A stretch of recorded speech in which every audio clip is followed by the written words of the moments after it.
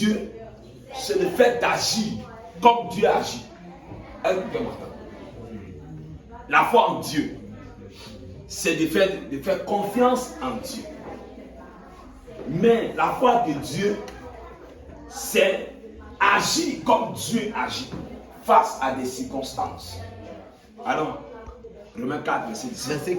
Romains 4, verset 17. Ok. Je t'ai établi père d'un grand nombre de nations. Je t'ai établi père d'un grand nombre de nations.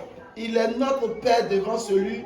Il est notre père devant celui auquel il a cru. Devant celui auquel il a cru. Dieu. Qui donne la vie aux morts. Qui donne la vie aux morts. Et qui appelle les choses qui ne sont point comme si elles étaient. Qui appelle les choses qui n'étaient point comme si elles étaient. Dans Marc chapitre 11. Marc 11. Verset 22 à 23. Jésus prit la parole. Et leur dit, ayez foi en Dieu. En réalité, dans la version originale, il n'est pas dit ayez foi en Dieu, mais il est dit ayez la foi de Dieu. Amen. Je vous le dis en vérité. Je vous le dis en vérité. Si quelqu'un dit à cette montagne. Si quelqu'un dit à cette montagne. Ôte-toi de là. Ôte-toi de là. Et jette-toi de la mer. Et s'il ne doute point. Et s'il ne doute point. En son cœur. Mais crois que ce qu'il dit. Mais crois que ce qu'il dit arrive. Il le verra s'accomplir. C'est pourquoi. C'est bon. Alléluia. Donc Jésus, la première clé que Jésus a enclenchée quand il était face à un besoin et puis il était à court de ressources, c'est-à-dire il était à court d'argent à sa portée, mais il fallait qu'il ait le problème de façon urgente. Il employait ce que j'appelle la foi de Dieu. La foi de Dieu, c'est quoi? C'est celle qui consiste à appeler à l'existence ce qui n'existe pas encore.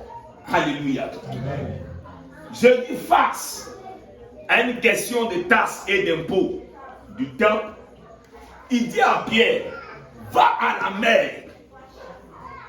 Tu vas tirer le premier poisson. Le premier poisson que tu vas attraper là.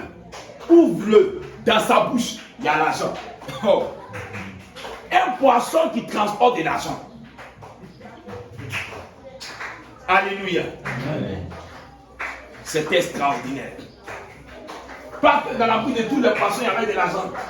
Mais le premier poisson, même s'il n'y avait pas d'argent dans sa bouche, parce que Jésus a dit que ce poisson-là, il va avoir de l'argent dans sa bouche, automatiquement il y aura de l'argent. Donc un enfant de Dieu, quand c'est coincé, il faut aussi appeler. Alléluia. Oh, quelqu'un m'a pas entendu. Oh, j'ai dit quelqu'un m'a pas entendu. Quand c'est coincé, il faut apprendre aussi à appeler la somme que tu veux. Alléluia. Appelle à l'existence ce qui n'existe pas. Ça, c'est la foi de Dieu. Mais il dit que cette foi-là, tu ne doutes pas dans ton cœur, mais tu crois que ce que tu dis arrive et tu le verras s'accomplir. Il est parti dire, c'est comme il dit, l'anneau là, en son temps là, c'était le roi qui s'asseyait dessus. Donnez-moi le nom d'une voiture que le président de la République et le ministre roulent. Hein? Rolls Rover. Non. Rolls. Donc imaginez-vous le prix d'une telle voiture. La limousine. Voilà. Comprenez ça. Et quelqu'un, il va au magasin. Et puis il dit, partez dans tel magasin où on ne le connaît pas. Dès que vous arrivez dans ce magasin, prenez la voiture qui est là-bas, venez. Si quelqu'un vous demande, dites que le mettre à la maison. Ça, c'est une dimension. C'est vraiment une dimension. Mais ce n'est pas impossible pour toi. Alléluia. Amen. Donc Jésus appelait. Il avait un besoin. Il appelait ce dont il avait besoin. Il ne faisait pas ça pour faire magie. Il avait réellement le besoin. Il allait. On dit non, mais la Pâque est arrivée. On doit. Vous voyez la Pâque. Il dit allez-y dans la maison d'un tel. Il n'a même pas dit son nom. Il dit vous allez voir quelqu'un qui a cruche. Quand vous allez le voir, il faut lui demander c'est où. Que nous on va faire la Pâque. Et quand il dit ça, vous entendez que c'est une de ses connaissances. Quand on prêche, on a dit que la Bible, elle dit ce qu'elle a envie de dire. Si c'était une de ses connaissances, il allait dire que Jésus a envoyé ses disciples vers une de ses connaissances. Mais la Bible ne dit pas que Jésus a été envoyé vers une de ses connaissances. La Bible dit clairement qu'il les envoyait vers quelqu'un. Et quand il est arrivé, il a dit tant.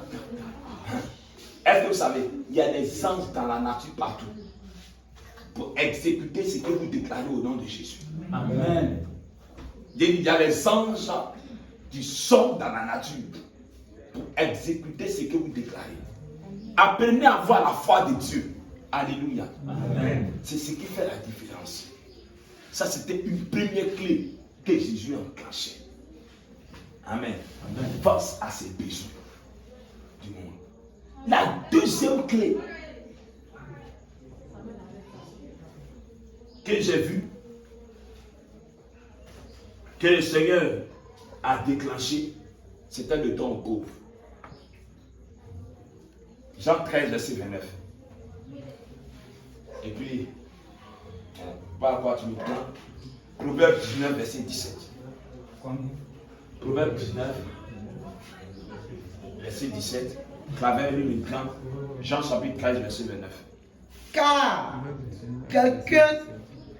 quelques-uns pensaient que, comme Judas avait la bourse, Jésus voulait lui dire, achète. Il dit pas car Judas.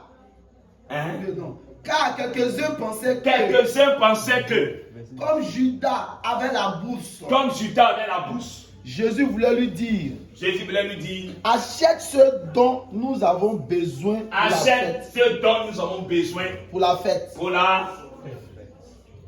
Ou qu'il lui commandait de donner quelque chose aux pauvres. Moi, je vous pose la question. Est-ce qu'un pauvre peut aider un autre pauvre? Non, mais il n'en a même pas. Il n'en a même pas. Amen. Il n'en a même pas. Voilà pourquoi j'ai dit que Jésus était prospère. Amen. Gloire à Dieu. Amen. Oui, Proverbe 19, Proverbe 19, verset verset 17. De 17 à combien? 17, c'est le Ok. Celui qui a pitié du pauvre, prête à l'Éternel, qui lui rendra selon son œuvre. Nos cousins, là, ils font ça. C'est vrai, mais c'est faux. C'est vrai. Le don aux pauvres est une clé de la prospérité divine. Hein, tu dis? Le don aux pauvres est une clé de la prospérité divine. Et Jésus pratiquait le don aux pauvres. Il faut apprendre à donner aux pauvres. Il faut apprendre à donner à ceux qui sont dans le manque. Quelqu'un qui ne pratique pas, qui ne se soucie pas de quelqu'un qui est au manque à côté de lui, en réalité, se prive d'une certaine bénédiction. Regardez-là. Quand Claver prêchait, il nous a dit qu'il y a beaucoup de principes bibliques qu'eux utilisent, que nous-mêmes, là, on n'utilise pas. Vous n'avez jamais vu ça? Souvent même là, il faut un spread. Ils cherchent les mendiants pour les faire don.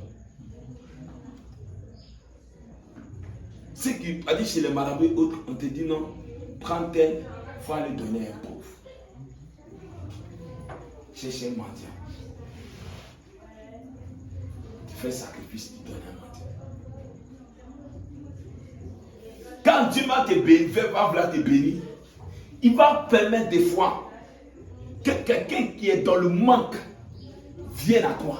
Il ne faut pas avoir peur pour dire non, si tu as donné là, c'est un sorcier. Il va prendre ton arme pour travailler, il va prendre ton arme pour travailler où?